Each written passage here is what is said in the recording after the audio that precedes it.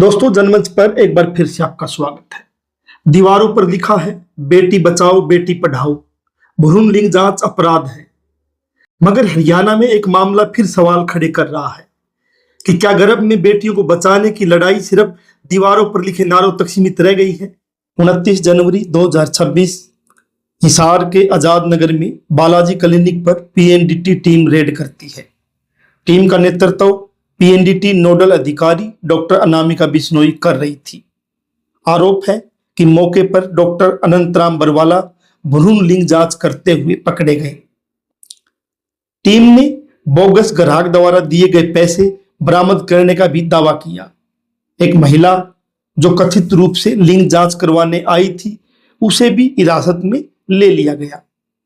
Clinic संचालक doctor सूरज और एक महिला सहयोगी को भी साथ में पकड़ा गया।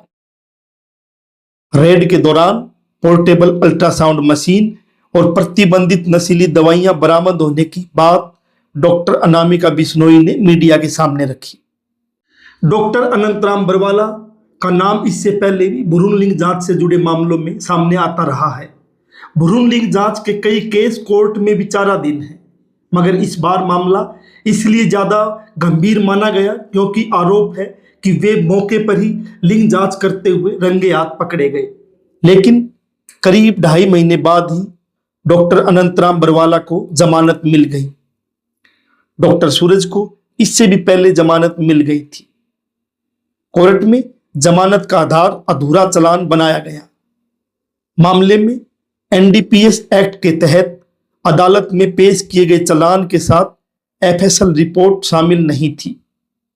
कानूनी प्रक्रिया के अनुसार निर्धारित समय में पूरा चालान पेश नहीं होने पर आरोपी को डिफॉल्ट बेल का अधिकार मिल सकता है। अधूरे चालान के कारण हिसार कोर्ट ने जमानत दे दी। पुलिस ने अधूरा चालान पेश क्यों किया? एफएसएल की रिपोर्ट समय पर क्यों नहीं जमा करवाई गई? स्वास्थ्य विभाग ने पीएनडीटी एक्ट में चालान पेश क्यों नहीं किया? पर्दे के पीछे क्या कोई खेल हुआ? आम जनता में चल रही ऐसी बातें कि कुछ लेन देन भी हुआ हो सकता है।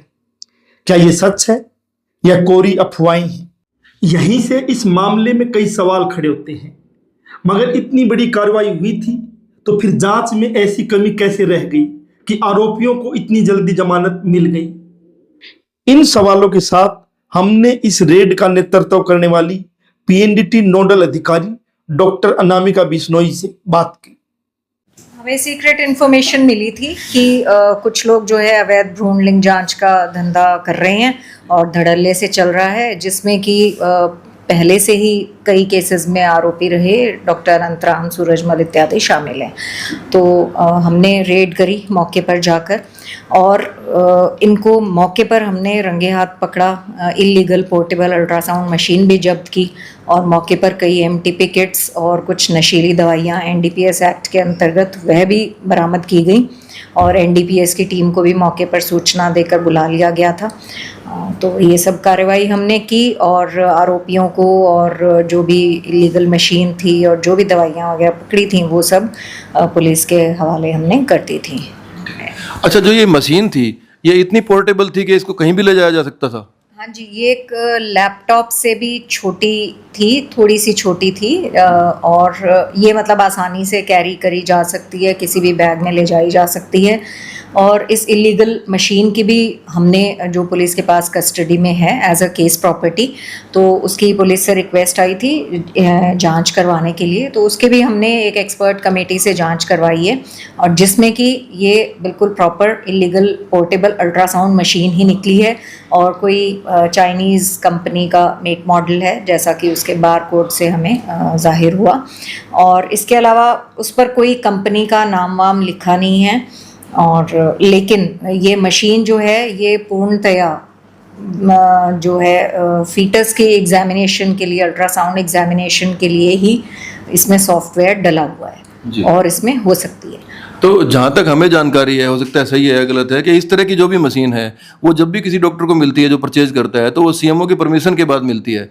तो फिर इस तरह से ये क्या इलीगल मशीन नहीं हुई है या परमिशन थी उनके पास? नहीं जी, ये बिल्कुल इलीगल मशीन थी अंडर पीएनडीटी एक्ट। सबसे पहले तो जहाँ पर मशीन रखी जाती है वो सेंटर ही रजिस्टर्ड होना चाहिए डिस्ट्रिक्ट अप्रोप्रिएट अथॉरिटी से, जिसके चेयरमैन सिविल सर्जन होते हैं उस डिस्ट्रिक्ट के।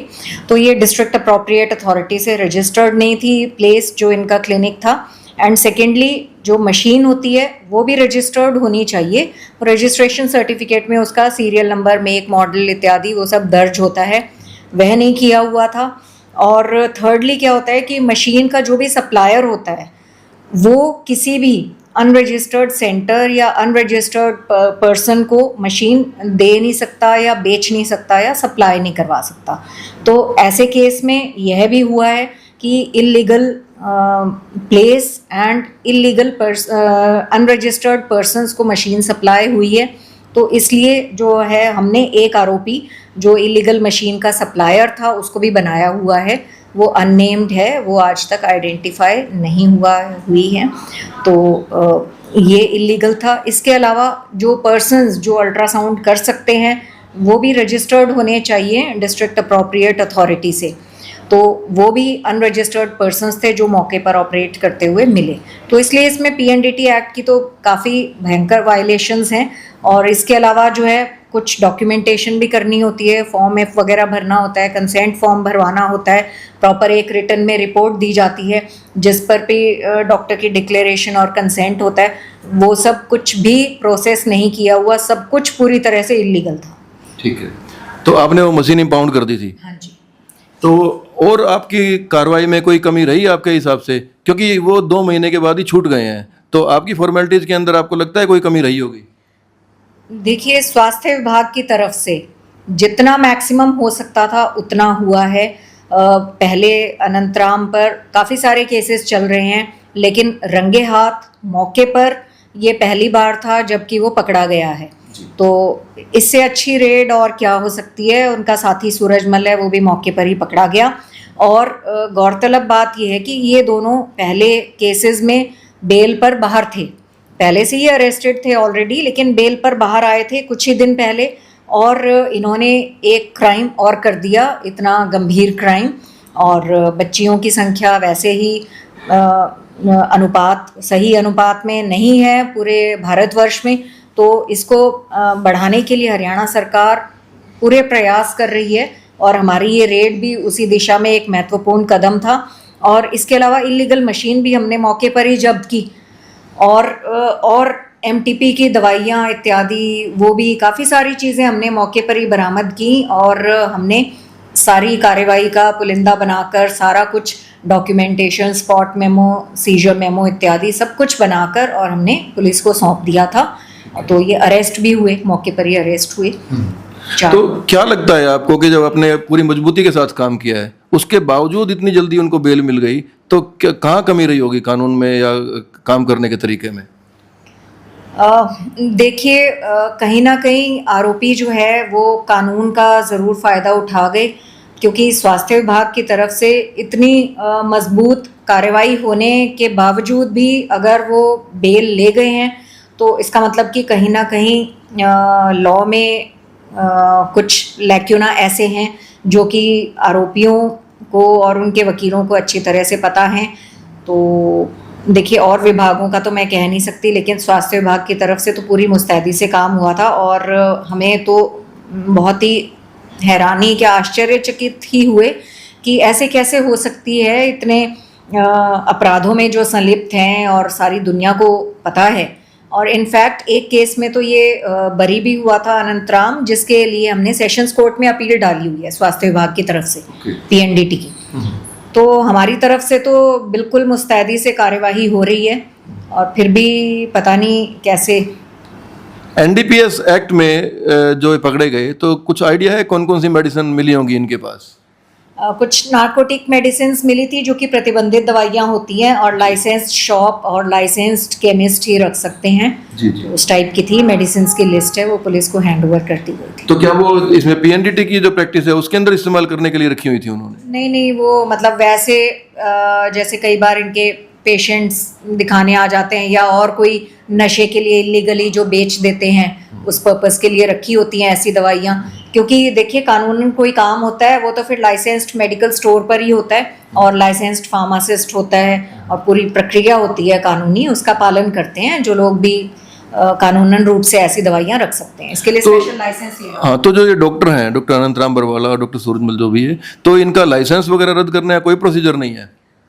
देखिए जो सूरजमल है उसकी तो कोई लाइसेंस्ड डिग्री नहीं है। ओके। जो उसकी जो डिग्री है BE इलेक्ट्रो होम्योपैथी की कोई डिग्री है वो इंडियन काउंसिल से भी मान्यता प्राप्त नहीं है, इंडियन मेडिसिन काउंसिल से। और जो अनंतराम है उसका जो हरियाणा मेडिकल काउंसिल से रजिस्टर्ड होते हैं डॉक्टर्स जो हरियाणा में प्रैक्टिस कर रहे होते हैं, उसका लाइसेंस भी सस्पेंडेड है वर्ष 2023 से। ये इनको आरोपियों को, इनके वकीलों को अच्छी तरह से पता था कि PNDT MTP एक्ट में तो इनकी बेल होने नहीं वाली। तो इसलिए इन्होंने NDPS एक्ट का ग्राउंड लिया, जैसा कि बेल ऑर्डर में लिखा हुआ है कि NDPS एक्ट में इनकम्प्लीट चालान पेश हुआ है जिसकी वजह से इनको बेल दी जा रही है, डिफॉल्ट बेल। अब सवाल सिर्फ पुलिस कार्रवाई का नहीं था, सवाल ये भी था कि कानून की नज़र में आखिर इस मामले की कमज़ोर कड़ी कहाँ रही। इसके बाद हमने हिसार पुलिस के अधिकारियों से संपर्क किया। ACP मुदगिल ने कहा कि पुलिस ने उपलब्ध तथ्यों के आधार पर कार्रवाई की और मामले को आगे बढ़ाया। उन्होंने हमारी टीम को आजाद नगर थाना SHO दलबीर पुनिया से बात करने के लिए भेजा। हालांकि SHO ने कैमरे पर बयान देने से इनकार कर दिया। ASP के कहने के बाद भी SHO पुनिया ने बयान देने से क्यों इनकार किया? पुलिस की तरफ से चालान अधूरा क्यों पेश किया गया?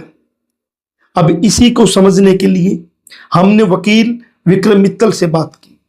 डॉक्टर अंतराम बरवाड़ा की जो जमानत हुई है, जितना हमारे को जानकारी मिली है या जो ऑर्डर बेल का हमने पढ़ा है, उसमें जो सबसे बड़ी जो कोर्ट ने फाइंड आउट की है कि वो चालान जो दिया है वो इनकम्प्लीट चालान माना गया है।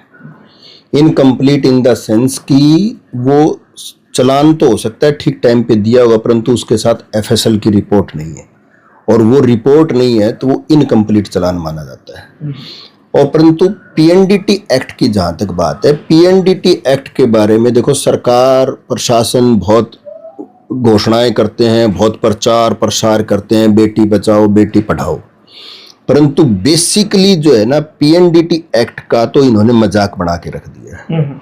मैं ऐसा समझता हूं कि PNDT एक्ट में पिछले 10 साल का भी आप रिकॉर्ड उठा के देखेंगे तो सजा का रेट देखो, कन्विक्शन जो है वो बहुत ही कम है। और जिस केस को भी आप स्टडी करोगे जिसमें अक्यूज्ड बरी होगे, उसमें सबसे बड़ी जो समस्या मिलेगी वो प्रोसीजर, प्रक्रिया जो है ना वो पूरी तरीके से अपनाई नहीं जाती। प्रक्रिया इन द सेंस, जैसे PNDT एक्ट का सेक्शन 28 क्या कहता है कि आप कोई भी कोर्ट इसमें तब तक कोई कोग्निजेंस नहीं ले सकती जब तक कि उसमें क्रिमिनल कंप्लेंट यानी कि इस्तगासा ना दायर किया हो। और ज्यादातर केसों में इस्तगासा दायर होता ही नहीं है, या होता है तो टाइम पे नहीं होता। मुझे एक जानकारी है केस की कि जिसमें 3 साल बाद पुलिस गई, पुलिस ने अक्यूज्ड को पकड़ा, उसकी बेल हो गई, और महकमे को, हेल्थ डिपार्टमेंट को, या फिर एक डिस्ट्रिक्ट एप्रोप्रिएट अथॉरिटी बोलते हैं इस PNDT एक्ट के अंदर, उसको 3 साल बाद याद आई कि हमने इस्तगासा भी डालना है। इस मामले में भी अभी तक डाला नहीं। और इस मामले में डॉक्टर अंतराम के मामले में भी अभी तक उसने डाला नहीं है। आज मैं अभी देख रहा था नेट पे, अभी तक भी कोई भी किसी तरीके का PNDT एक्ट के तहत कोई भी इन्होंने इस्तगासा नहीं डाला है, और ये उनकी जिम्मेवारी है। ये प्रोसीजर का जो लैप्स है, हर बार ऐसा ही करते हैं। रूटीन में ये क्या करते हैं कि PNDT एक्ट के साथ एक ऐसा धारा लगाएंगे जिसमें कि FIR दर्ज हो जाए, और वो धारा बेसिकली कानून के तहत बनती नहीं है, कोर्ट में जाते ही वो धारा हट जाती है। वो धारा हटने के बाद केस रह जाता है PNDT एक्ट का। PNDT एक्ट में अगर आपने इस्तगासा नहीं डाल रखा तो वो केस खारिज हो जाता है। तो बेसिकली ये एक ग्राउंड है जिसके ऊपर ज्यादातर मुलजिम बरी होते हैं, जो प्रोसीजर की जो समस्या है। और हरियाणा गवर्नमेंट ने या सेंट्रल गवर्नमेंट ने बहुत डिटेल्ड गाइडलाइन है हर एक चीज की, कैसे डिकोय तैयार होगी, उस डिकोय से क्या फार्म लेना है, क्या एफिडेविट लेना है, क्या कंसेंट लेनी है, कैसे उसको लेके जाएंगे, कैसे आप वहाँ मशीनों को सील करेंगे, कैसे वहाँ रेड करेंगे और कैसे कोर्ट में प्रक्रिया अपनाएंगे। कोर्ट के अंदर भी सरकार की तरफ से स्पेशल सरकारी वकील अपॉइंट है पीएनडीटी के तहत। इन सारी डिटेल के बावजूद और डिस्ट्रिक्ट एप्रोप्रिएट अथॉरिटी में सीएमओ के लेवल के आदमी या डिप्टी सीएमओ के लेवल के आदमी वो जो है ना उसके अधिकारी और उनके जिम्मे स्पेशल यही काम है, परंतु उसके सारी प्रक्रियाओं के बावजूद भी कन्विक्शन रेट बहुत ही कम है। और उसका कारण, एकमात्र कारण यह है कि ये प्रक्रियाएं पूरी नहीं करते। और इतने लंबा, मतलब कि 1994 का एक्ट है, आज तक 30 साल से ज़्यादा का टाइम हो गया, हम जो है ना हमारे डिपार्टमेंट को, हमारे हेल्थ डिपार्टमेंट को, हमारे कर्मचारियों को, हमारे डॉक्टर्स को इतना इक्विप नहीं कर पाए कि वो कम से कम प्रक्रिया के स्तर पे कोई कमी ना रहे। डॉक्टर अनामिका बिश्नोई अभी पीएचडी अधिकारी है, नोडल अधिकारी, उससे जब हमने बातचीत की तो उसका कहना था कि हमने सभी प्रोसीजर अपनाए हैं, मशीन को चेक किया है पूरी जो गाइडलाइन के तहत और पुलिस को सौंप दिया है। उनको मालूम नहीं था कि इस तरीके से भी करना होता है, यही उस जिम्मेवारी सीएमओ की। देखो, मतलब कि डॉक्टर अनामिका बिश्नोई ने क्या कहा या उन्होंने क्या किया, आई डोंट नो। मतलब कि मैं ये कहता हूं कि अक्सर जो करते हैं ये कि वो सारी जांच करते हैं, जांच करने के बाद वो कागज पुलिस को सौंप देते हैं और अपनी जिम्मेवारी से मुक्त हो जाते हैं। ऐसा नहीं है। वो जिस दिन वो रेड मारते हैं उस दिन उनके पास सारे अधिकार होते हैं। जैसे पुलिस किसी मामले में किसी भी तरीके की कार्रवाई के लिए अधिकृत है, कोई रेड मारने के लिए, कोई चीज को सील करने के लिए, कब्जे में लेने के लिए, उसी तरीके से डिस्ट्रिक्ट एप्रोप्रिएट अथॉरिटी भी उस मामले में अधिकृत है। वो जाके वो रेड मार सकते हैं, किसी मशीन को सील कर सकते हैं, किसी हॉस्पिटल को सील कर सकते हैं, किसी को अरेस्ट कर सकते हैं, सारे काम वो ठीक है। और एक कलंदरा तैयार होता है, पंचनामा तैयार होता है, सारी डिटेल डॉक्यूमेंट वो तैयार करते हैं जैसे पुलिस तैयार करती है। परंतु उसको तैयार करने के बाद प्रक्रिया ये है कि आप कोर्ट में इस्तगासा डालोगे उन डॉक्यूमेंट के बेस पे। दुर्भाग्य से ये इस्तगासा डालने वाली प्रक्रिया या तो आज तक डिस्ट्रिक्ट एप्रोप्रिएट अथॉरिटी को समझ में नहीं आई है या फिर वो जानबूझ के करते हैं।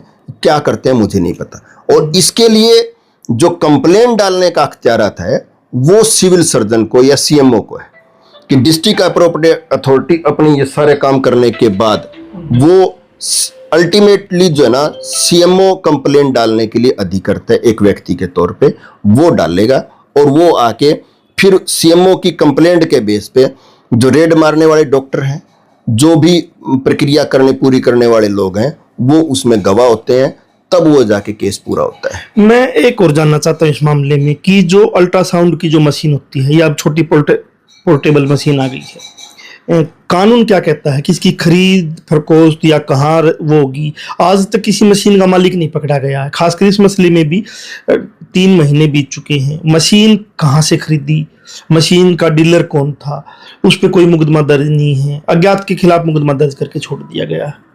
तो ये जिम्मेवारी स्वास्थ्य विभाग की है या पुलिस की है?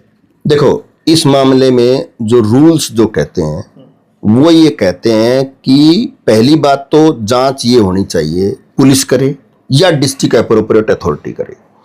उनकी जांच, जो मशीन आपने सील करी है, आपकी जांच इस विषय तक पहुंचनी चाहिए कि वो मशीन किस कंपनी ने निर्मित की और निर्मित करके जो जहां इंस्टॉल की है उसके निर्मित करने से लेकर और इंस्टॉल करने तक की जो प्रक्रियाएं हैं वो पूरी हैं या नहीं है।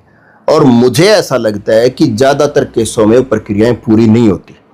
वैसे तो कायदे से रूल्स ये कहते हैं कि जो भी ऐसी कंपनी है जो इस काम को करती है, उनकी जिम्मेवारी ये है कि हर 3 महीने के अंदर वो लिस्ट जारी करेंगे सरकार को, सेंट्रल गवर्नमेंट को, स्टेट गवर्नमेंट को। ये लिस्ट देंगे कि हमने यहाँ 3 महीने में मशीनें लगाई हैं और वो मशीनें फिर डिस्ट्रिक्ट एप्रोप्रिएट अथॉरिटी की या सरकार की जिम्मेवारी है कि वो चेक करे कि एज पर प्रोसीजर लगी है या नहीं लगी है। दूसरी बात, जब जो भी जहां कोई मशीन लगवाता है वो उसको एक एफिडेविट देना पड़ता है डिस्ट्रिक्ट एप्रोप्रिएट अथॉरिटी को और हेल्थ डिपार्टमेंट को कि मैं इसका मिसयूज नहीं करूंगा या नहीं करूंगी। और वो जब एफिडेविट देना पड़ता है तो इसका मतलब आपको ये भी बताना पड़ेगा कि हमने लगवाया है। वो प्रोसीजर पूरा हुआ या नहीं हुआ ये जांच का विषय है। परंतु मुझे ऐसा लगता है कि ज़्यादातर केसों में जो हेल्थ डिपार्टमेंट के डॉक्टर्स हैं वो चूंकि वो दूसरे प्राइवेट डॉक्टर्स के सहपाठी होते हैं, कोई जूनियर होता है, कोई सीनियर होता है, तो उनकी जो कोशिश होती है अल्टीमेटली वो डॉक्टर्स को बचाने की होती है और किसी तीसरे आदमी को फंसाने की ज़्यादा होती है। लेकिन पुलिस तो निष्पक्ष काम करे ना, क्योंकि पुलिस को ही जब सारे मशीन आ गई उनके पास, नंबर वंबर आ गए, तो पुलिस क्यों नहीं उसमें कहीं ना कहीं उस डीलर तक पहुंचती है? पुलिस को पहुंचना चाहिए बिल्कुल प्रोसीजर के। पुलिस देखो, अगर हरियाणा की पुलिस या कहीं की भी पुलिस चाहे तो उसकी बाल की खाल निकाल के यहाँ तक जा सकती है कि कौन सा जो पार्ट कहाँ से निर्माण हुआ है, परंतु पुलिस इसमें करती नहीं है। और क्यों नहीं करती है, इसके बहुत सारे कारण हो सकते हैं। इस मामले में अदालत का अंतिम फैसला अभी आना बाकी है, मगर ये मामला एक बार फिर वही सवाल सामने लाता है, क्या बेटी बचाओ सिर्फ सरकारी नारा बनकर रह गया है, या दीवार बसों पे लिखने के लायक रह गया है, या फिर व्यवस्था सच में उस नेटवर्क को खत्म करना चाहती है जो गर्भ में बेटियों की पहचान और हत्या के कारोबार से जुड़े हैं। आप अपनी राय कमेंट में जरूर रखिए कि डॉक्टर अनंत राम बरवाड़ा जैसे लोग बार बार क्यों छूट जाते हैं, कहाँ चूक रही है, कहाँ लेन देन हुआ। जनमंच के साथ बने हुए थे, नई अपडेट के साथ फिर हाजिर होंगे।